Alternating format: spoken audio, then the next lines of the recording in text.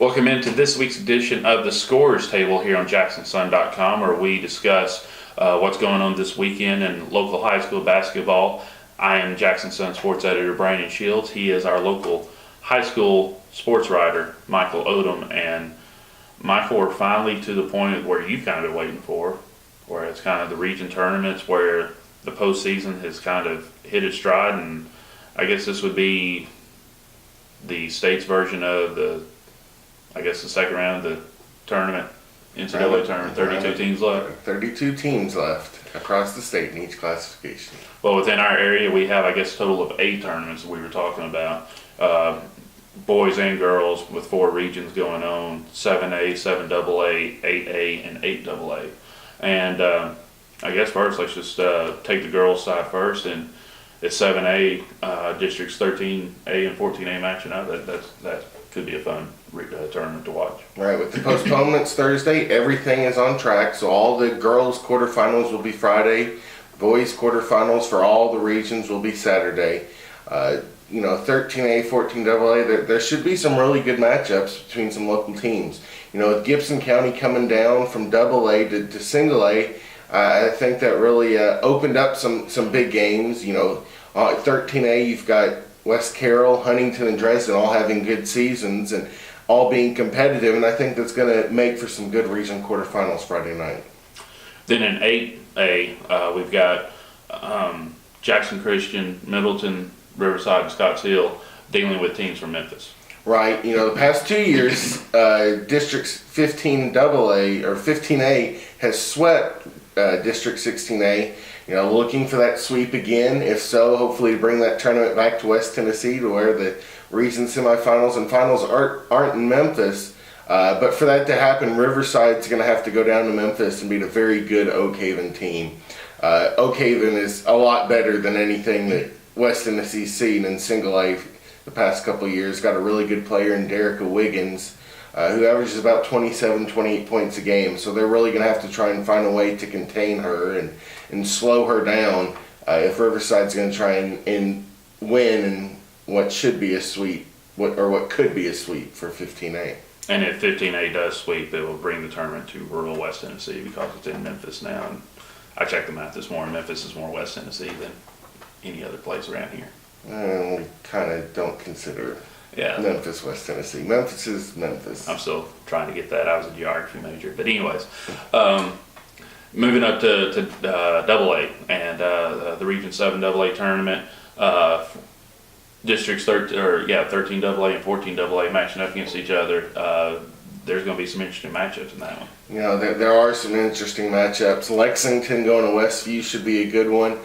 You've got 2 great shooters in that game, and Addie Hill for Lexington and Tiffany Reaches for Westview. It should be a very good shooting game on Friday. You've got Odom County, a perennial powerhouse, having a down season. They go down to McNary. Obine's a 4 seed, but you can never count Odom County out because they know how to win when it gets to this stage. McNary's not been as successful the past couple of years. I know they made a run to the regional semis 3 or 4 years ago, but Odom just knows how to win at this point, so it's not going to be an easy game for McNary. And I think the other one is going to be a game of youth as South Gibson goes down to Chester County. Both those teams are pretty young, with most of their teams returning next year, so this will be a good chance for some young players to play on a big stage. All right, then in Region 8 AA, in the single A region of this, you said that rural West Tennessee has a chance of coming out with a sweep if Riverside can pull the upset at Oak Haven. That's probably the toughest stretch there. In the AAA, is there as much of a chance of that happening? There's a lot of unknowns out of Memphis. You look last year, Tresvent and Manassas were the teams that reached sectionals and played Covington and Westview. And Covington and Westview both got the wins. Tresvent goes to Covington again in a 4 versus a 1. But it's the Craigmonts we don't know much about. We know that Northside beat Craigmont last year in that AAA quarterfinal when the Lady Indians made that big run in the region tournament to reach sectionals. but we don't know much about Craigmont other than that. Again, Raleigh, Egypt is the 2 seed. They will they will host Liberty. Again, what's Liberty going to be able to do against Raleigh, Egypt? It's going to be a differing of styles, and there's a lot of question marks going in. Northside gets to host Manassas. Manassas was a team that hosted Westview last year in sectionals and lost, but they come to Northside. Northside, they're known for making that run in the postseason. Can they do it again on Friday night? All right, and I will say Michael's working here with no notes here, so if he has a brain fart and has a minute to think of Liberty playing somebody, well, excuse him on that. But now moving over to the boys, and we'll just kind of move through these kind of quick. But Region 7A, there's a couple of state championship contenders in that one. You've got Union City and Humboldt. I think they're on the track to meet each other again. They played for the district title. I think they'll play again for the region title. Humboldt's going to have to beat Huntington and then either Gibson County or Dresden. Union City has West Carroll, and then they're going to have to beat either Lake County or McKenzie in the semis for that matchup to happen. Sure. And then in 8A, TCA comes out of District 15A with kind of an upset win over Middleton after upsetting Adamsville, the top seed in that district. So there's going to be some angry teams coming out of there looking for big wins this weekend. But you got to look at the Memphis side of that bracket. You've got Mitchell, who's been to the AA state tournament the past 2 years, and both times got beat by CPA. 2 years ago was in the state championship, and last year was in the quarterfinals. Before CPA went on to win the championship. Right. You've got Booker T. Washington, who's been a perennial powerhouse here recently and has played some teams tough. Played in the same Christmas tournament as Liberty and Southside up in Poplar Bluff, Missouri. So that's going to be a Booker T. Washington team that's very good. MAHS made sectionals last year before losing to Lake County. So this is you've got 3 really good Memphis teams. KIPP Academies, there's not as much known about. They haven't made it to regionals before. They're a newer school, but TCA, Middleton, Adamsville all have the abilities to win.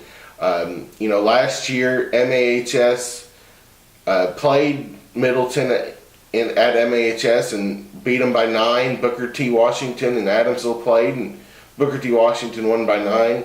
But I think both of those teams are better this year. Middleton's a better team, and so is Adamsville. So I think they both have a shot of, pulling the upset. Mm-hmm.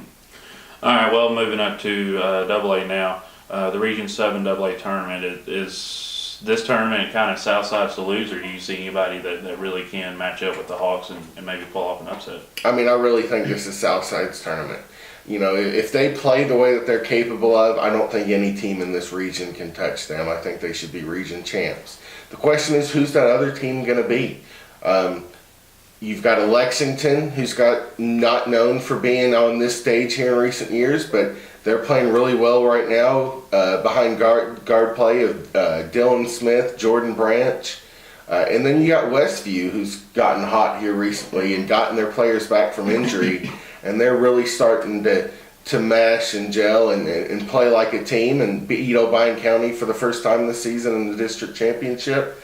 They'll get to host Bolivar on Saturday, which should be a classic, and then could have a possible game against Lexington in the region semifinals. Winner is guaranteed a spot in sectionals. If there's one team that I wouldn't want to be in the 8 AA tournament this week, it's Westwood. Having to go to Brownsville after Haywood coming off their first loss of the season. Knowing Coach Dancy, following that loss on Monday night, I would guarantee the Tomcats had them a tough practice Tuesday. Not one that they probably enjoyed, one where they probably ran a little bit, sweated a little bit, might have had a little upset stomach from running so much. I think that Haywood is going to come out focused at playing Westwood on Saturday. Westwood's a team that anybody who went to the Hub Classic at the Oman Arena over Christmas will know. They played Northside, beat them by 10. Beat Madison in the semifinals before losing to BGA in the championship. So there's a little bit of knowledge of Westwood. Westwood also lost to TCA last year in the quarterfinals.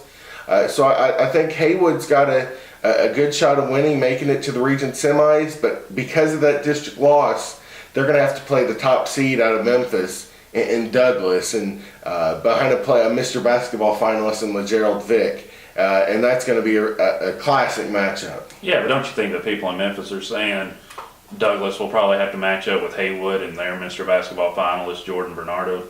Oh, I agree. I mean, I think these are the two that were kind of favored to make it to the championship and play each other. But one team I think it really opens the door for is Liberty. I think Liberty, with Haywood being moved to a 2, Liberty opens on the road at Manassas, which I'm not saying it's going to be an easy game. They're going to have to go and play a very good Manassas team, but if they're able to beat them, they're probably going to have a rematch with Ripley in the region semis, a team they beat twice during the season, and had a lead on in the third quarter in the district semis before losing to them in the fourth quarter. All right, well, do you know where you're going to be Friday and Saturday? I will be at Westview both nights. I'll be Lexington Westview on Friday for the girls' action, and then I'm going to turn around on Saturday. And Bolivar has got such a history in West Tennessee basketball. They're going up to Westview, and I think that's going to be a classic matchup. All right, so his nickname for the weekend will be Charger, since he's going to be covering Westview both days. But Michael, thanks for talking, and thanks for your work this week and getting these tournaments previewed and getting these schedules hammered out. And I'm sure every other local sports media outlet around here appreciates it as well. But thank you for watching. Thank you for logging on. Thank you for reading the Jackson Sun. And thanks for using us as your number one source for local sports information in West Tennessee. We're done, Kenny. Oh, dang, I didn't teach Twitter. Prep Weekly, I did for the fourth week straight. Fourth week straight? Yeah. And then yesterday they sent me a text, we'd like to pay you.